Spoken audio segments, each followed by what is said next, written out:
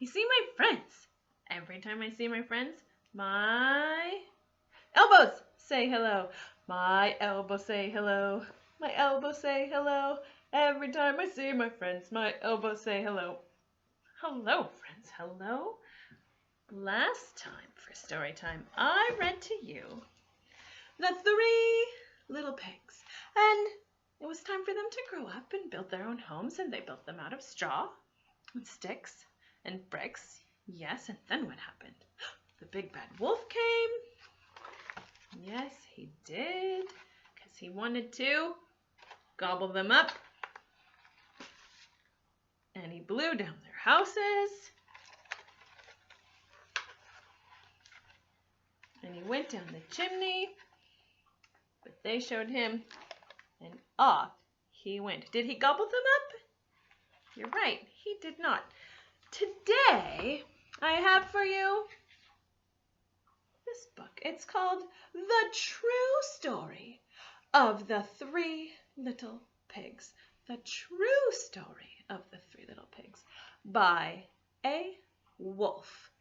It says right here, as told to John Cieszka, illustrated by Lane Smith. So John Cieszka is the author. He wrote the words, and Lane Smith is the illustrator. They drew the pictures. The author writes the words, the illustrator drew the pictures. There we go. The true story of the Three Little Pigs. Everybody knows the story of the Three Little Pigs. Or at least they think they do. But I will let you in on a little secret. Nobody knows the real story. That's what it says. Nobody knows the real story. Because nobody has ever heard my side of the story. The wolf's side of the story.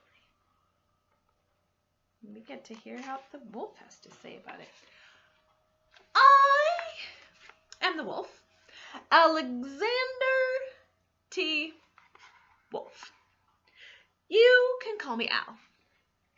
I don't know how this whole big bad wolf thing got started, but it's all wrong. Maybe it's because of our diet. Hey, it's not my fault that wolves eat cute little animals and like bunnies and sheep and pigs. That's just the way we are. If cheeseburgers were cute, folks would probably think you were big and bad too.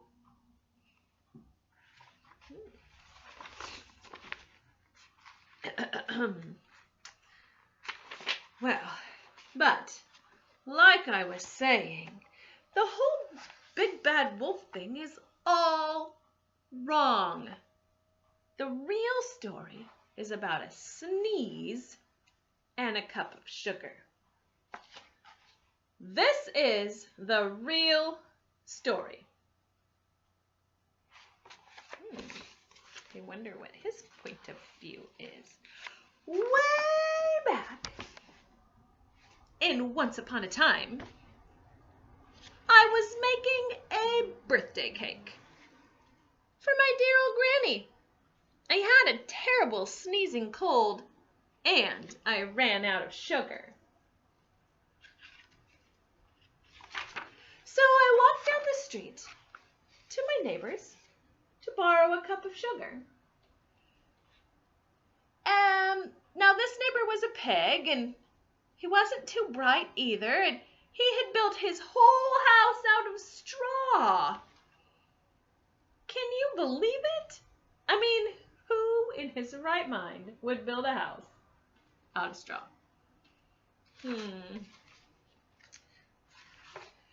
So, of course, the minute I knocked on the door, it fell right in. I didn't want to just walk into someone else's house, so I called, little pig, are you in? No answer. I was just about to go home without the cup of sugar for my dear old granny's birthday cake, and that's when my nose started to itch. And I felt a sneeze coming on. I huffed and I snuffed and I sneezed a great sneeze. It's a big sneeze. Do you see the pig? And you know what? That whole darn house of straw fell down. And right in the middle of the pile of straw was the first little pig, dead as a doornail. He had been home the whole time. It seemed like a shame to leave a perfectly good ham dinner lying there in the straw, so I ate it up. Think of it as a big cheeseburger, just lying there. What did he do with the first pig? Gobbled him up. Oh dear. I was feeling a little better, but I still didn't have a cup of sugar. So I went to the next neighbor's house. This neighbor was the first little pig's brother. He was a little smarter, but not too much. He had built his house out of sticks. I rang the bell on the stick house, but nobody answered. I called, "Mr. Pig, Mr. Pig, are you in?" And he yelled back, "Go away, Wolf! You can't come in. I'm shaving the hairs on my chinny chin chin." Is that how it went in our other story? No. I had just grabbed the doorknob when I felt another sneeze coming on. And I huffed, and I snuffed, and I tried to cover my mouth, but I sneezed a giant sneeze. And you're not going to believe it, but this guy's house fell down, just like his brother's. And when the dust cleared, there was the second pig, dead as a doornail. Wolf's honor. What's he gonna do? Now, you know food will spoil if you just leave it there out in the open, so I did the only thing there was to do. I had dinner again. Think of it as a second helping.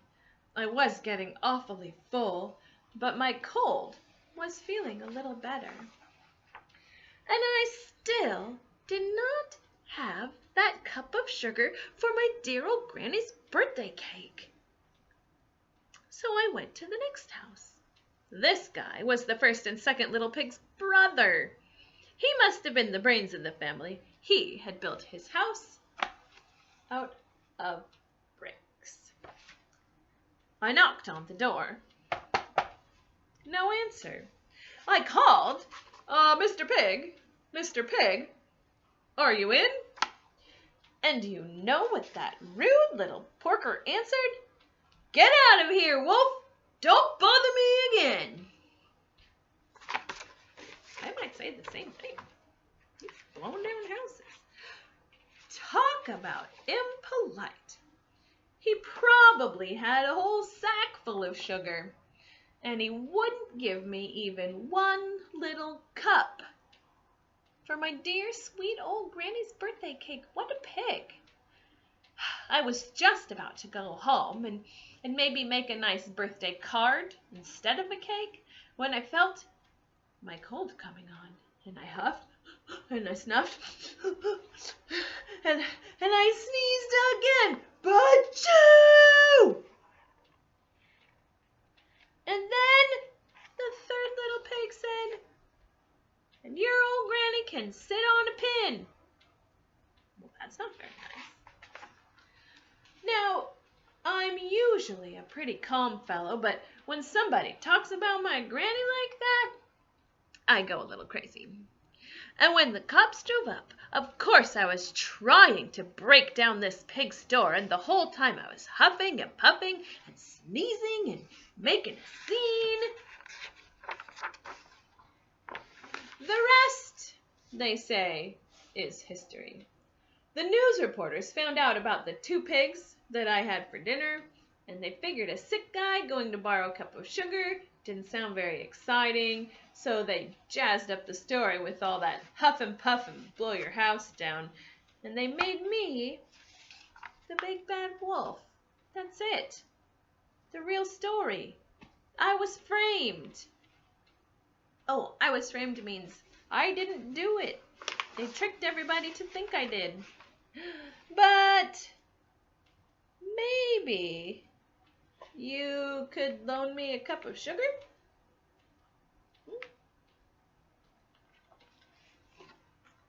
So we read the real story of the 3 little pigs, and we read the 3 little pigs. Were they the same story or different stories? Ooh, kind of the same, but told a different way. You're right. This one was told from the point of view of the pigs, and this one was told from the point of view of the wolf. Can you think of any ways they were different? Yeah. Wanted to eat them, didn't want to eat them. Blew their houses down, sneezed their houses down. Good. Thought some ways they're the same. Houses. Yeah, built of straw and stick and brick. Very good. 3 pigs. Very good. A wolf. Very good. Yeah, they're a little bit the same and a little bit different, but they're both about 3 little pigs and a wolf. Thanks for joining me for a story. See you next time. The end, the end, the end, the end, the end, the end, the end, the end, the end, the end, the end, the end. See you later.